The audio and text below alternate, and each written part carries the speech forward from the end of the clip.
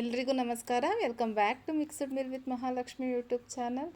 ಅಡುಗೆ ಮಾಡೋಕ್ಕೆ ಬೋರ್ ಆಗಿದೆ, ಏನಪ್ಪ ಮಾಡೋದು ಅಂತ ಇರೋ ಟೈಮಲ್ಲಿ ಈ ಚಳಿಗೆ ಬಿಸಿ ಬಿಸಿ ಈ ಥರ ಟೊಮೆಟೊ ರಸಮ್ ಮಾಡ್ಕೊಳ್ಳಿ. ಟೇಸ್ಟ್ ಮಾತ್ರ ಅದ್ಭುತವಾಗಿರುತ್ತೆ. ಹಾಗಾದರೆ ರೆಸಿಪಿ ಸ್ಟಾರ್ಟ್ ಮಾಡೋಣವಾ? ಫಸ್ಟು ಗ್ಯಾಸ್ ಆನ್ ಮಾಡಿ ಒಂದು ಕಡಾಯಿ ಇಟ್ಟು ಒಂದು 2-3 ಗ್ಲಾಸ್ ನೀರು ಹಾಕಿ ಒಂದು 4 ಹುಳಿ ಟೊಮೆಟೊನ ಮಧ್ಯಕ್ಕೆ ಕಟ್ ಮಾಡಿ ಹಾಕ್ತಾಯಿದ್ದೀನಿ.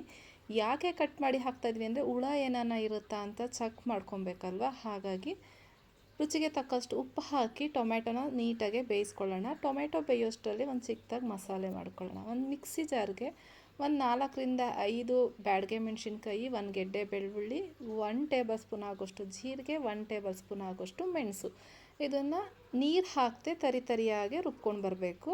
ಬ್ಯಾಡಗೆ ಮೆಣಸಿನ್ಕಾಯಿ ಹಾಕೋದ್ರಿಂದ ರಸಮ್ ಕಲರ್ ತುಂಬ ಚೆನ್ನಾಗೇ ಬರುತ್ತೆ. ಇದು ಆಗೋಷ್ಟರಲ್ಲಿ ಈ ಕಡೆ ಟೊಮ್ಯಾಟೊನು ಫುಲ್ ಸಾಫ್ಟ್ ಆಗಿದೆ. ನೋಡ್ತಾ ಇದ್ದೀರಲ್ಲ, ಈ ಥರ ಸಿಪ್ಪೆ ಎಲ್ಲ ರಿಮೂವ್ ಮಾಡ್ಕೊಬೇಕು. ಫ್ಲೇಮ್ ಆಫ್ ಮಾಡ್ಕೊಳ್ಳಿ. ಎಲ್ಲ ಟೊಮ್ಯಾಟೊದು ಸಿಪ್ಪೆನ ರಿಮೂವ್ ಮಾಡ್ಕೊತಾ ಇದ್ದೀನಿ. ಟೊಮ್ಯಾಟೊ ಸಿಪ್ಪೆಲ್ಲ ರಿಮೂವ್ ಆದಮೇಲೆ ಇದನ್ನು ಸ್ಮ್ಯಾಶ್ ಮಾಡ್ಕೊಬೇಕು.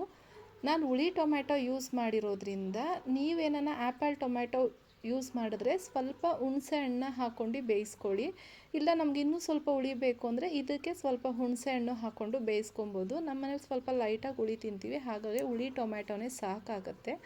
ಸೊ ಚೆನ್ನಾಗೆ ಸ್ಮ್ಯಾಶ್ ಮಾಡ್ಕೊಳ್ಳಿ. ಸ್ಮ್ಯಾಶ್ ಮಾಡಿಕೊಂಡು ಸೈಡಿಗೆ ಇಟ್ಕೊಂಡು ಒಗ್ಗರಣೆ ಮಾಡ್ಕೊಳ್ಳೋದು.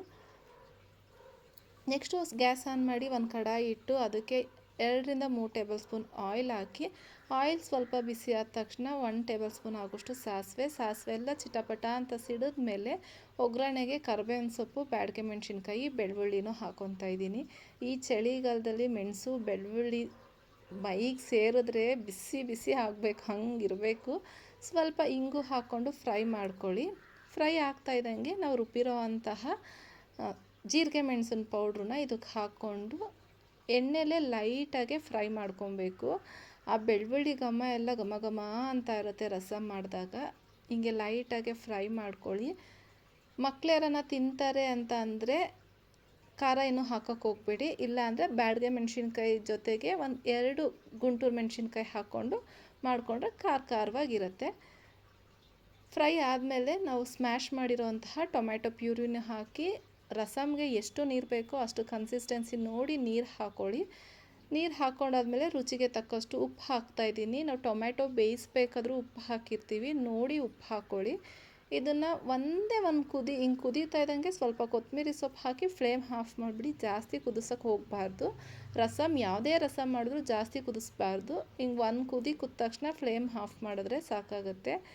ಐ ಹೋಪ್ ಈ ವಿಡಿಯೋ ಎಲ್ಲರಿಗೂ ಇಷ್ಟ ಆಗುತ್ತೆ ಅಂದ್ಕೊತೀನಿ. ಇಷ್ಟ ಆಗಿದ್ರೆ ದಯವಿಟ್ಟು ಲೈಕ್ ಮಾಡಿ, ಶೇರ್ ಮಾಡಿ, ಕಮೆಂಟ್ ಮಾಡಿ. ಸಬ್ಸ್ಕ್ರೈಬ್ ಆಗಿಲ್ಲ ಅಂದರೆ ಪ್ಲೀಸ್ ನನ್ನ ಚಾನಲ್ನ ಸಬ್ಸ್ಕ್ರೈಬ್ ಮಾಡಿ, ಹೊಸಬ್ರಿಗೆ ಸಪೋರ್ಟ್ ಮಾಡಿ ಅಂತ ಕೇಳ್ತಾ ಇದ್ದೀನಿ. ಇದೇ ಥರ ಸಿಂಪಲ್ ಆ್ಯಂಡ್ ಟೇಸ್ಟಿ ರೆಸಿಪಿಯೊಂದಿಗೆ ಮತ್ತೆ ಸಿಗ್ತೀನಿ. Thank you for watching.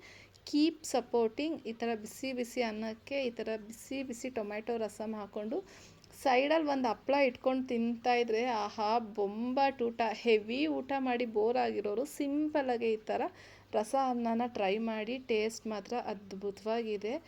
Keep supporting. Thank you for watching. ಮುಂದಿನ ವಿಡಿಯೋದಲ್ಲಿ ಇದೇ ಥರ ಸಿಂಪಲ್ ರೆಸಿಪಿಯೊಂದಿಗೆ ಸಿಗ್ತೀನಿ. ಬಾಯ್.